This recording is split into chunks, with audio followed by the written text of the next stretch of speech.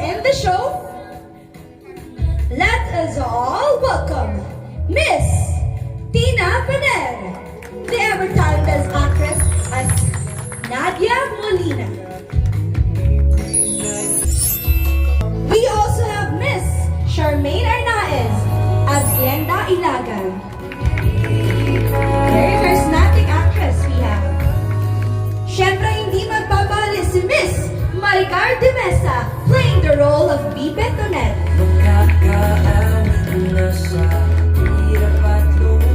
And Miss Carmen Soriano as Leonor Felipe.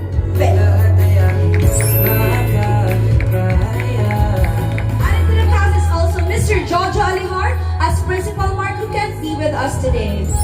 Let's give them a big round of applause, please.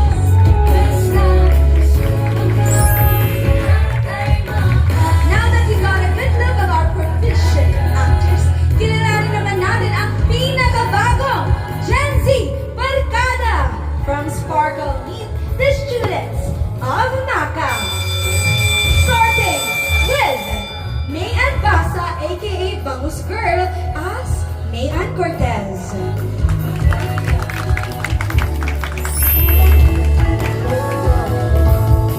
Next is the ever handsome, my friend Sean Lucas as Sean Angeles.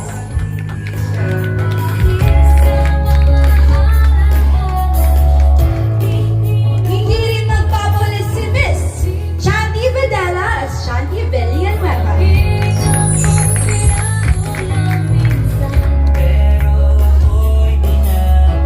We also have the beautiful Olive May as Diva Ilaga.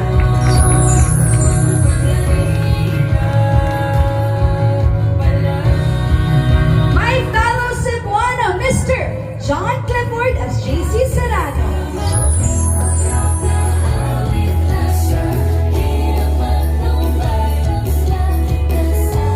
Next we have the trending love team, Marco Massa as Marco Reyes.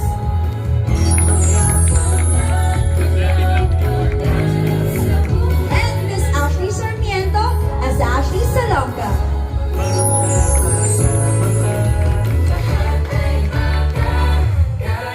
Kasama rin nila si Dylan Menor as Delan de la Paz.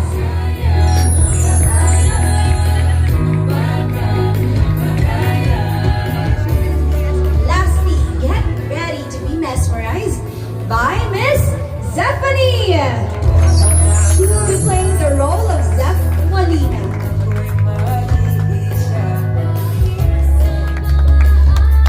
Palakpakan po natin sila. At syempre, ito na nga, playing a significant role in the series as Servi. Tawagin po natin, seasoned actor, Mr. Romnick Sarmenta. He will play the role of Victor Servi Felipe. Makakasama rin po natin ngayong hapon ang direktor ng inaabangang serye. Salubungin po natin ng masigabong palakpakan, Derek Rod Marmol.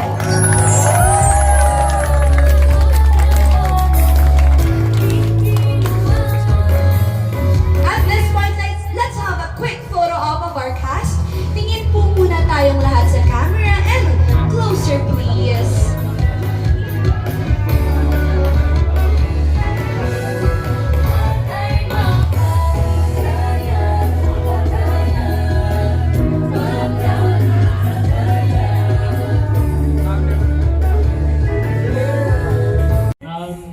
Of course, everybody knew you parang una bilang isang singer. Now, tuloy-tuloy yung parang marami ka ng project sa acting. So, we wanted to know, ikaw ba ngayon ay maka-acting na or maka-music ka pa rin? Wow! Next question, ang hirap.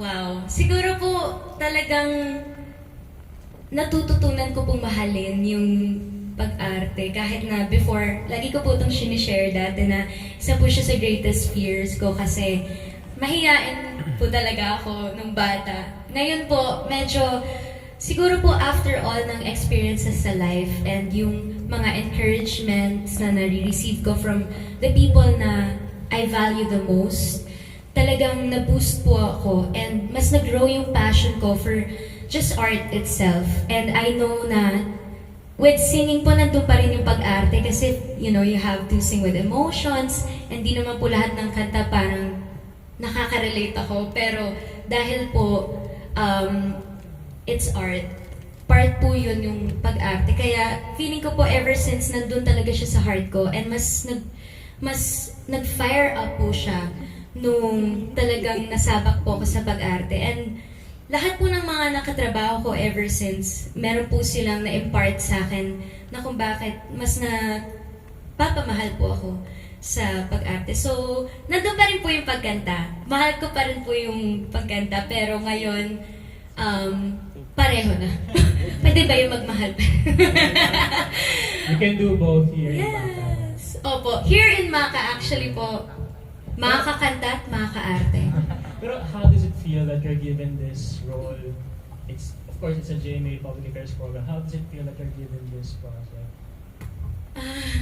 Thank you, Lord. Talaga po. Kasi, wow. There's so much trust po. Hindi lang sa akin, but sa mga co-actors ko po, lalong-lalo na considering na mga bata pa po kami, and ako po, bagong-bago sa pag-arte. Yung napakalaking tiwala po na naibigay.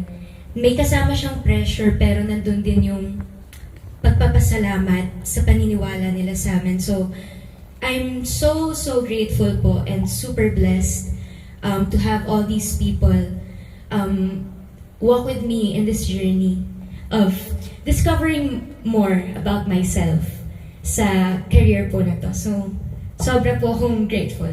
Yeah. For my last question, why do you think people of all ages or all generations should watch Maka? Sa yung perspective. Dahil makaka-relate po talaga sila. And maybe, lagi naman po yun yung sinasabi natin, makaka-relate kayo dito guys sa story. But I think it's really true. Kasi kami po mismo mga gumaganap dun sa mga characters namin. Kahit kami po, we found similarities, so many similarities po with our characters. So I believe na it only proves na totoo yung storya na ibabahagi namin, which is talaga na experience ng mga tao. And especially po nowadays na hindi siya yung siguro mas nandun po kami, we want to push ourselves to relate to people talaga po. So talagang totoo, makaka-relate kayo dahil lahat naman tayo may pangarap tayo sa puso natin, and alongside with that dream, merong mga struggles and challenges na yun po yung sigurong may babahagi namin sa inyo na based on a true story. Based on true stories, rather. Yeah. Thank you and good luck. Thank you po. Ano, tuloy-tuloy kayo ni Ash. Ano yung pakiramdam mo na makasama mo siya ulit sa serye na to? Kasi tuloy-tuloy yung Ash po. Yes po, actually super happy po ako. Pero talagang as time goes on, marami pa rin po ako na-discover kay Ashley. Kasi yung character niyo po dito, and if you guys don't know po, meron po kami ginagawa ring movie. Pero ang natuklasan ko rin po kay Ashley is kung paano niya i-differentiate yung roles niya from other series, other shows. Dito sa Maka po, talaga pong every time na pupunta po ako sa set ng movie po namin, iba yung aura niya. Tapos every time naman na dito po siya sa Maka, nakikita ko na even off-cam, yung character po is nagsistay po sa kanya, and nakakatulong po yun of course to connect with each other. Kasi nakakakuha po ako ng energy, and of course for sure naman po kami lahat nagkakakuhaan po kami ng energy. Kaya sobrang gaan po sa pakiramdam na sila po yung magiging katrabaho. Ito Marco, syempre bagong character din to. So, ano sa paligid mo yung dapat i-look forward sa character mo? And ano ba yung bago and something fresh about this Maka? To be honest po, nung nag-shoot po kami ng Maka, medyo iba yung tingin ko sa character ko nung una. Pero nung after ng first day po namin, may mga nadagdag. And ito po yung na-realize ko rin kay Marco Reyes. I-share ko rin po sa inyo na kumbaga, nasabi ko po na si Marco Reyes is medyo nerdy, medyo may pagka-observant, pero may exception po yun. Kasi pagdating po sa love interest ni Marco Reyes, which is si Zeph po, talagang nag-iiba siya. Kumbaga, naipapakita ko na talagang para sa crush ko, gusto kong ipakita yung best self ko, gusto kong ma-impress siya. So yun po yung na-discover ko kay Marco Reyes. And sa mga abangan naman po for Marco Reyes, syempre yung conflict din po niya with his family. Kasi yung passion po niya for music is, mahal na mahal niya po yung music, pero ang isang hindrance lang din po sa kanya is yung family niya na hindi siya sinusuportahan. Pero of course, with the help of mga kabarkada, magkakatulungan po kami na ma-discover po ni Marco Reyes na talagang ipagpatuloy kung saan po siya passionate. At ito, karamihan ng mga kasamahan mo is parang technical new sa industry, sa acting. Pero ikaw, syempre, bata pala nakikita ka namin umarte. Ikaw ba, marami ka na nakatrabaho sa industry at saka simula pagkabata. At so far, ano yung mga natutunan mo simula pagkabata na pwede mo ma-share sa mga kaidaran mo? Kasi, syempre kahit pa paano, medyo patikan ka na dito. Hindi naman po, parang, kumbaga, I believe na life is continuous learning po. So,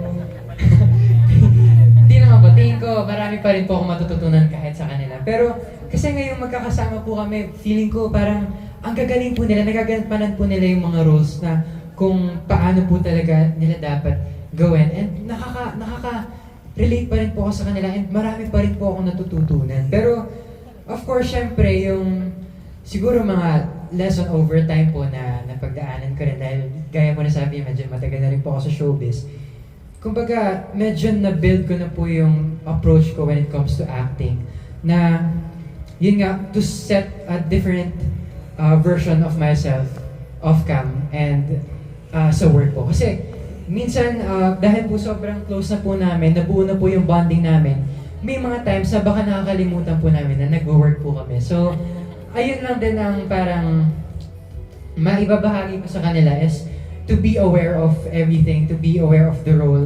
And kapag ka sinabing on-set, kapag sinabing action, mag-iiba talaga yung character and yung mga nuances po, mas magiging related po talaga sa kung sino po yung character na ginagampanan po namin.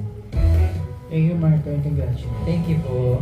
To be young and in love, ang sarap talaga maging bata. Yes, next question! We have, parang ang tanda ko. Mr. Neil Ramos of Tempo. Good afternoon. Question po kay Sir Romnick Sarmenta. Sir, good afternoon. Good afternoon, sir. I understand you also teach in real life. Yes, sir, I do. Could you share a bit about that? Para lang sa kalaman ng lahat. Ano yung tinuturo? Saan tayo nagtuturo? I teach in Trinity University of Asia, all levels of college students in the Department of Media, Arts, and Communications. So, yung mga nagme-major ng broadcasting, tsaka yung nagme-major ng comms or communication, meron sila mga subjects sa akin from first, second, third, and fourth year depending on what's assigned to me for the SEM. So I started teaching 2019, right before the pandemic. And then through the pandemic, yung online classes, which is the most difficult for students and also teachers alike. And to this day, so I teach every Saturday. I start this SEM, my schedule is from 9 in the morning until 9 in the evening. In relation lang, no? Kasi paano mo, yung journey na yan, paano mo nadala dito bilang Sir V? May mga pinasok ko ba ng experience mo doon sa real life as a teacher, as dito sa role mo? Ang similarity namin ni Sir V, hindi ako gumagamit ng blackboard. Wala akong projections, wala akong slideshow. I have a very dynamic class. I insist on a discussion throughout the class. Ayoko rin ng 3 oras na lecture kasi nakakapagod yun, pati ko aantokin. So, 1 hour lecture, second hour usually is an activity, and at the third hours we talk about what they got from that lecture and paano kami mag-move forward to the next topic. Para tingnan nyo sa senior ka na rito sa mga kasama mo, karamihan dito. Ako yata pinakamatanda dito eh. Anyway, yan. Oo. Ano lang masasabi mo dito sa mga kabataan? Si Tita Carmen, anak ko yan. di sa harapan natin, ng mga kabataan na katrabaho mo dito sa show, may marirelate ka ba? May masasabi ka ba tungkol sa kanila? No, I am, to be honest, not because they're all here. I am so pleasantly surprised. Number one, I found out during the first day, during our photo shoot, na first time nila magkakasama together. And usually, mga ganitong edad, medyo may testing the waters pa yan. No? Sa panahon namin, ang tawag doon pataas ang ihi. Di ba? Titinan nila kung sino ba yung mas dapat alpha, beta. Ewan ko kung ano yung mga pinagsasabi ng mga tao yan. But I was so pleasantly surprised to see all of them getting along well. I see all of them supporting each other on the set. They're very close together. They're serious with their work. And because of that alone, taas ang respeto ko sa kanila. I look forward to going on set every time because I know I'm working with kids who have put their heart and their efforts in the right place. That's all from me. Salamat, sir. Thank you. So much to learn from... Yun na. So much to learn from the words of Mr. Romnick Sarmenta. Ito naman. From Pep and Abandon, Miss Rose Garcia. Kasi bilang social media influencer, tama ba? Yun. So, anong feeling mo ngayon na hindi ka na lang influencer or social media influencer kung hindi isa na ring actress at meron ng TV series? Thank you po. Good afternoon.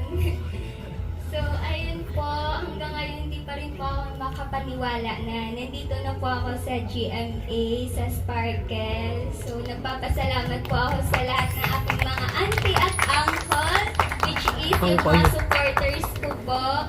Dahil dun po ako, nagsimula din po ako sa nangangarap lang din na nagsimula sa tindera, tumutulong po sa family ko hanggang sa sobrang kapos po ng buhay namin. Naisipan ko pong mag-live habang nagbebenta at dun po ako nakilala and I'm so grateful po sa mga supporters ko. Yes po, hanggang ngayon pa rin po, hindi ko po iniiwan yung pagbebenta ng bangus kasi naniniwala po ako. Dahil dun po ako minahal ng mga tao sa pagbebenta hanggang ngayon. Kahit pag uwi ko po ng November sa Capiz, magbebenta pa rin po ako. Kaya bili na po kayo Yung mga bumibili sa'yo mula nung naging, of course, dumami yung followers mo, napansin mo? Yes po, kasi dati, isang araw, yung kinikita lang namin 3,000. Tapos nung simula pong nag-live ako habang nagbebenta, umabot na po 15K, half day, gano'n. Pero ito din, paano mo ngayon nababalanse ang pagiging social media girl mo sa pagiging, of course, pagiging artista na? So, ayun po, hanggang ngayon, nag-a-upload pa rin po ako. Minsan, nagtitake lang po ng mga videos ko pag nasa Capiz, tapos ina-upload ko lang po pag nandito na ako sa Maynila. Kasi, parang mas minahal po ako sa pagbebenta. Pero, sinusuport din naman po ng mga fans ko hanggang dito sa pag-a-acting. So, minsan, mga behind the scene po, ina-upload ko at nagugulat po sila. Marami pong si Bangus Girl, artista na, ganun po. So, last na lang, katingin mo bakit ikaw ang napili ng GMA or ng GMA News na maging part ng MACA to think na napakaraming mga influencers din na masasabi nating sikat, maraming followers. Ano ang meron kaya sa'yo? So, first of all, I'm so grateful na nakabilang po dito sa MACA kasi hindi naman po lahat nabibigyan po ng chance na mapabilang po dito. Siguro po yung pagiging charming ko po, ayun po, very cute, thank you po ate. Palagi po kasi ako nakasmile, tapos parang hindi, yung character ko po dito, parang ako lang din po sa palengke, palaging nakasmile, madiskarte, ganun po. Okay, thank you. And a bonus question na lang, para kay Ashley at saka kay Marco. Alam ko nga kasi yung team up ninyo, maraming tumanggap, nagtitrending palagi. So, how do you feel na from your first series, ito nabigyan kayo ulit ng bago? Grabe po, super thankful and blessed po sa Sparkle GMA Artist Center and of course po sa GMA Public Affairs since this is our second show po after Black Rider together ni Marco. Ayun, really grateful po and super excited po na, and super excited po ako, ang lakas na boses. Super excited po ako na maipalabas po yung show namin. Of course, since while watching po actually, naiyak po ako kasi na-realize ko while watching na this show is about dreams. And while watching, na-realize ko na kami mismo, every single one of us here na we all have our own dreams. And katulad nung sa show, and katulad din po dun sa show, habang kinakamit namin yung mga pangarap namin sa show, kinakamit din namin yung mga pangarap namin sa totoong buhay.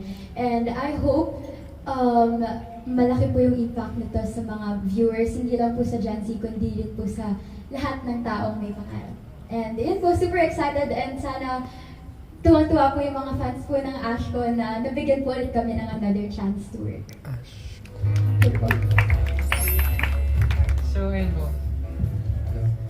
ayun po, first of all, very thankful po kami and blessed. Kasi sa Black Rider, parang sobra na po yun sa parang hinihingi namin dahil nabigyan po kami ng opportunity as mag-love team and I feel like dahil din po dun kaya po kami na-launch as love team. Kaya yun, maraming salamat po sa News and Public Affairs, sa Sparkle GMA Artist Center. Sobrang pagbubutihan po namin to. And of course, sa lahat po ng mga fans namin, talagang wala naman po kami dito kung hindi po dahil sa inyo. I'm really excited lang po ako and happy to work with her kasi she's very open po when it comes to work. Kumbaga, open po siya to improve, open po siya na, kumbaga, masabi kung ano po yung mga, kumbaga makriticize na namin ang isa't isa kaysa sa iba pa po manggaling. So I'm really happy po about that. And dito naman po sa Maka, with the help of the Barkada po, talagang mas lalo pong tumitindi yung relationship namin lahat. Sobrang saya po, nagkakatulungan po kami. And yun, sa Gen Z po, I feel like mas makaka-relate din sila. And I'm really happy na nakaka-relate din po sila sa, yun nga, sa pagiging love team po namin. Dahil yun naman po talaga yung goal namin is to be genuine sa isa't isa. And of course, to the fans, gusto po namin i-build yung trust sa kanila and masaya po kami na nagagampanan po namin yun. Thank you! Thank you so much, Miss Rose Garcia. Want to be the role. So, may challenges ba o may gagawin playing your role in this series? Yes, thank you. Hello, good afternoon everyone. Yeah, first, di naman talaga first, pinakauna talaga kasi nagkasama kami ni Marco sa Daig. Yeah. Tapos binubuli ko rin siya doon. Super quick lang kasi nun, parang 1-2 episodes lang. Tapos parang nagkaroon ako ng interest na parang, ay, masaya rin pala maging kontrabigla. Parang okay naman pala. Tapos luckily, thank you dahil sa GMA, dahil sa Sparkle, dahil sa Public Affairs, nagkaroon ako ng chance to explore that kind of character more ngayon dito sa Maka na maging kontrabida kasi usually ginagawa ko role, lagi ako yung nakakatawa, ako yung maligalig, yung mga ganun. So something na ito, very new sa akin. So siguro may challenges talaga kasi di ako sanay eh. So I had to parang maghanap pa ng other references kung paano ba. I really had to research about or look at other videos or movies sa mga character na very similar to this. So, tsaka paminsan kasi pag nasa set, lalo na pag di pa kami ma-action, minsan lumalabas yung pagka kulit ko na di naman dapat, parang dapat very maangas lang ako eh. So yun talaga yung naging challenge ko. Pero eventually, dahil naman sa kanila, nag-rehearse kami dahil nga sa barangadan to, they made me feel comfortable to be bad. Kasi medyo na-awkward din sa akin na maging parang sasapakin kita, pre. Close natin eh, sasapakin kita. Parang binigyan naman nila ako ng go signal na gawin yun. So super thankful to everyone I'm working with right now. Ang second question is, naniniwala ka ba na may rason kung bakit nagiging bully ang isang tao? And in your perspective, how do you stop bullies? very, when it comes to bullying. Pero, I believe naman talaga na there are reasons kung bakit gano'n. I mean, not all. May iba talagang pinanganak na lang na medyo masama yung ugali. Pero, ang importante lang is something na sinasabi ko rin nung time of love is that alamin mo talaga yung kwento ng tao. Like lahat may backstory, lahat may pinagdadaanan. So it's just important to be nice to people. So, how to stop bullying, I guess, I can't give you an answer talaga to stop bullying. Pero just treat everyone with kindness kasi hindi mo alam yung pinagdadaanan ng tao. And by treating people with kindness, you're paying it forward. You're spreading positivity. And I guess that's a way to stop bullying. Thank you and congratulations. Thank you. Thank you so much, Shan, for that message. Now, may we call on Mr. Don Sermino of Abante and his YouTube channel. Wow. Lalo kay Shubi kanina pa. Ayan, syempre tatanungin ko yung mga young generations, the like of Charmaine. Syempre nakikita niyo silang mag-perform, di ba? Parang how time flies, parang noon ganyan na ganyan kayo, no? So, ano ba yung nakikita niyong difference niyo noon sa kanila ngayon? Start muna tayo kay Mr. Loftin himself. Kasi kay Puro Loftin, Romney, ano yung nakikita mong difference nung time nyo sa kanila ngayon? Wala kami social media. Ayun. Number one, we were not open to faceless comments. That, kasi, ito sabi ko sa lahat yung mga batang to, masyado sila susceptible to bashers, to negative comments, and gustuin man natin o hindi, it affects them. And that's a sad part because none of these matter. Sorry, I'm not trying to sound irreverent or anything. Pero, yung panahon namin, people are brave enough to come to our face and say they don't like us. Yes. And I appreciate that. Kasi, alam mo yung ginagawa mo at alam mo yung sinasabi mo sa akin at hindi ka natatakot. So that's really your opinion and I can respect that. Pero yung ngayon nang nangyayari sa social media, may mga nagko-comment para lang may masabi. And they bash people they don't know anything about or they have never worked with or have never met. And it affects them. Ako as a parent, I hate it. Naawa ko sa mga anak ko pag nakakatanggap sila ng gano'n. And I don't think that they're supposed to be subjected to it. Especially now na may mga batang nalalove ko. Ako, ang dami kong nakapareha. And the longest one was Cheryl. Charmaine here is a witness na pag merong napapalapit sa akin na naging kaibigan kong babae, inaaway ng fans namin ni Cheryl. Isa na siya doon. Sa mga nag-away ng fans namin ni Cheryl. But then again, I can always go to the fans and say, huwag niyo awayin yung tao kasi wala silang ginagawang masama. And they make themselves accountable for what they do. Pero online, walang pangalan, walang mukha, hindi totoong personality, paano mo babalikan? Diba? So, that's one of those big differences. Wala kaming social media. Okay, tuloy-tuloy na rin bago sumagot yung iba. What advice would you give sa kanila ngayon na pwede mong ibigay? Yung natutunan ko, kilalanin mo yung sarili mo. Kung ano yung pinakamagandang version mo para sa'yo, yun ang i-pursue mo. Kung ano man ang sabihin at paniwalaan ng ibang tao, labas ka na ron. Basta gawin mo kung sino ka. And be happy. Sir, mo naman ba the victim? Ayan, na nabiktima rin ng ganyan. Siguro, kung nag-artista ako sa panahon ganito, siguro hindi ako natuloy mag-artista based on like social media and criticisms. You know, during our time, I had time to grow, time to develop talent in That's Entertainment. Correct. Diba, parang Kuya Germs gave us the venue to discover what we were good at. And we weren't made fun of, parang we were given the chance to just develop our whatever skills we had. Okay lang magkamali, parang walang nagbabash sa amin online, walang ganun. So I'm very grateful for that. So, tuloy na rin natin. Advice na rin sa kanila ngayon. You guys are so talented. Just believe in yourselves. I'm at all with you guys. I'm looking forward to working with you guys. So, talent pa rin talaga. Of course, si I just, Tina. alam mo, ang laking pasalamat. Medyo hindi ko nakikita si Tina. Maliit kasi ako. At saka nakaupo ka. Hindi, sa akin naman, laking pasalamat na talaga ng mga panahon namin. And that's entertainment. Hindi uso ang internet.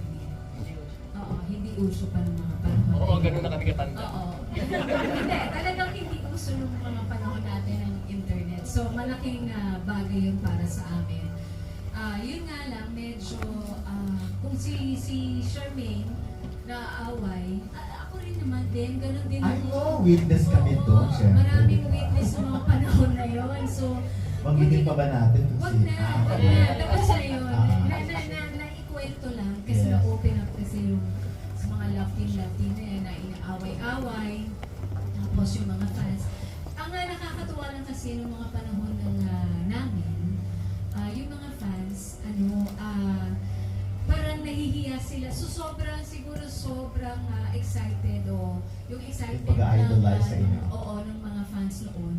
Pagka nakikita nila yung mga artista, kasi nga di ba wala nga internet, hindi ka nila talagang nakikita sa mga shopping mall or nakikita ka lang nila talaga sa TV. So yung mga fans natutuwa sila, yung talagang autograph naman. So hindi ka pwedeng magsuplaga, hindi ka pwedeng magsimangot, kailangan kang nakakiti. Kasi pagka nakita ka nilang nakasimangot, ayan, dyan nagsisimula yung nasuplahan naman nito, ganyan. Pero ngayon, sa panahon ngayon, napakadali, konting galaw mo lang, social media na. So parang wala ka ng privacy.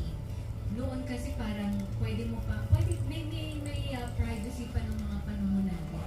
Ngayon kasi talagang konting kibot lang nasa social media na. So para sa akin, gaya nga ng sabi ni Ronnie, kung ano yung gusto niyong gawin, alam niyo wala kayong matatapakang ibang tao. Ituloy na lang kung ano yung mga pangarap. Yun ang advice mo sa akin. Ituloy ko. Itinuloy ko na rin. Si Tina, mas witness namin ang lahat. Actually, dahil mga artista na parang reporter lang ang medyo nila eh. Kasi yung mga kapwa-artista, hindi naman sila gana. Anyway, balik ka ito naman. Hi, good afternoon po sa inyo lahat. Baby nila ako Talaga? Oo, pinapanood ko sila. Ikaw ang last. Ikaw lang ba ang mga huling na? Maglalabasan pa ba tayo ng year nito? 1992. Oo. 1992 ako, Yes. 31 years. Ako lang, Kuya Don, ang nakita ko lang, na-observe ko lang, yung difference namin nung araw sa ngayon. We were able to hone and develop our talents live on TV. Live namin ginagawa yung training namin. Kasi ngayon, ang kagandahan, meron ng pre-training eh. May mga workshops na, may mga ganun na. Hindi kagaya nung araw na live on the spot kami training ni Kuya Germs kumanta, sumayaw, umarte, mag-hosting. Oo, mag-newscasting. This new generation of artists unique and special? Could you kindly repeat the question? Sorry. So tingin niyo po, what makes this new generation of artists unique and special? I have to apologize. I haven't worked with either one of them for years. I stopped before the pandemic. Okay. So when I was called to be on this show, the first thing I asked was, sino ba makasama ko? Sabi sa akin ni Monday, huwag mo nang tanungin Tita Carmen, you don't know any of them. So I apologize, ladies and gentlemen. This is, since I'm the youngest one here, I don't know what to say. I don't know. The only thing I can say is that I love acting for this very reason. Alam mo, pag ikaw umaarte, it's the opposite of your true life. Yung kung ano nangyayari sa buhay mo, kung nagkakaproblema ka o nag-acting ka, ang sarap ng pakiramdam na ibang pagkatao ang ginagampanan mo. Kaya, sa mga batang ito, marami pa silang dadaanan. Ako, most of the people that are my ages are practically gone and they're different. Everything about them is, very well played. Katulad nga nasabi ni they have everything. But as far as I'm concerned, all of you gentlemen, ladies in the press, I am very glad to be a part that at my age, I am still working and I'm still doing it. Livy dito sa Maka, paano ka nakaka-relate or ano yung similarities ni Livy at ni Olive or yung pagkakaiba? Good afternoon po. So first of all po, yung similarity po talaga is, si Livy po is Cebuana, and I am from Cebu po talaga. Born and raised po from Cebu. So ayun po, sobrang saya po ako na ganon kasi I'm able to share how yung language po namin sa Cebu as a Bisaya po, ganyan. And I think challenging yung role na to kasi si Livy, para siya yung neglected ghost child sa family. Parang meron siyang gustong patunayan palagi. I can relate to that kasi hanggang ngayon talagang pinupurso ko yung dreams ko kasi may gusto akong patunayan sa family ko, sa sarili ko as an aspiring Cebuana. And ayun, yun yung similarities namin. But then yung differences is I think, I grew up po kasi sa very loving family. Hindi ko po na-feel yung like neglected ako. So, through that, yung process ko po is, ayun, tanong na po ako ng tanong na, how does it feel to be a ghost child? How does it feel to be neglected? Kasi I want to relate po sa mga batang ganun yung nararamdaman. So yun po, it's a big challenge for me, but at the same time, very fun because I'm able to learn po sa mga experiences po na mga katulad po ni Livy po. Yung katabi ko, pakipaliwanag daw ang ibig sabihin mo ng ghost child. Ghost child, ano po, parang sila po yung middle child, sila po yung hindi nabibigyan ng attention sa family. Invisible child po sila, invisible. Naliwanagan kami. Pati co-stars mo, akala tuloy multo ka sa serye. Kaya po ako nagulat. So, kumbaga parang middle child syndrome siya. Yun pala ang tawag. Invisible child po para sa Yes, thanks for that wonderful knowledge that you shared.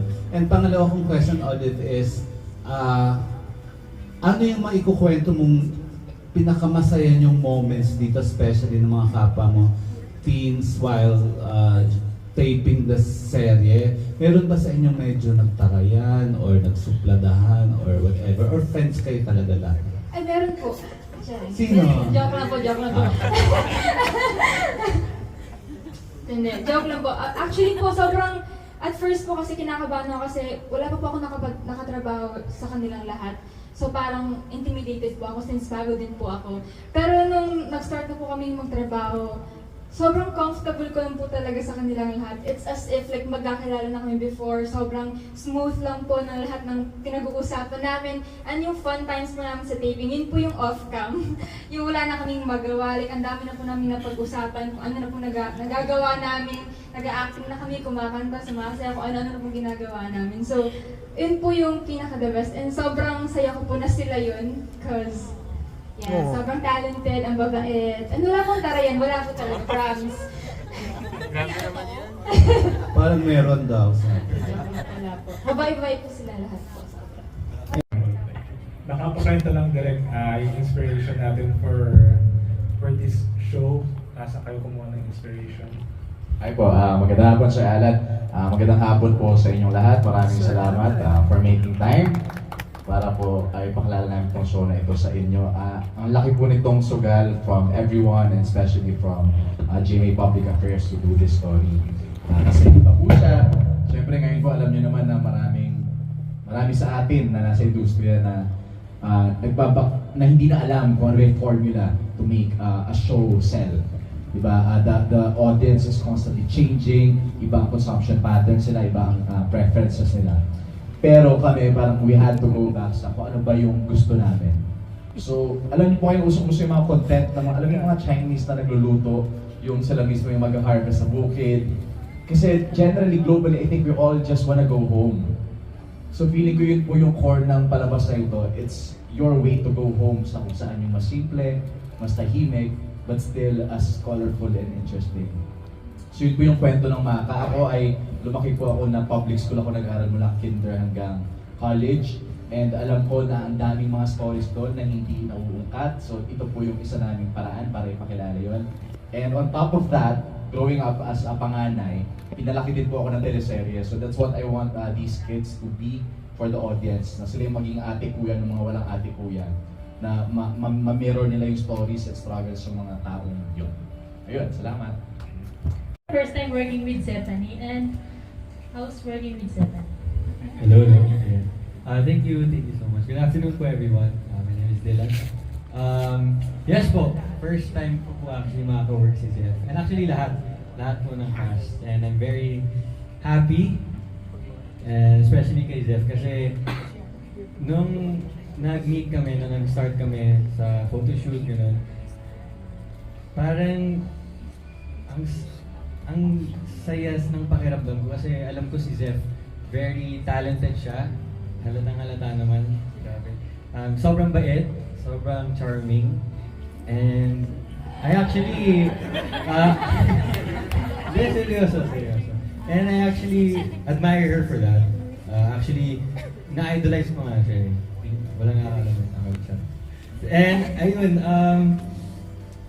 sobrang saya ko kasi lahat din kami, hindi lang naman si Zeph, lahat kami sobrang talented and sobrang bait and sobrang gaan makasama. Yun po. Ayan. Ano naman yung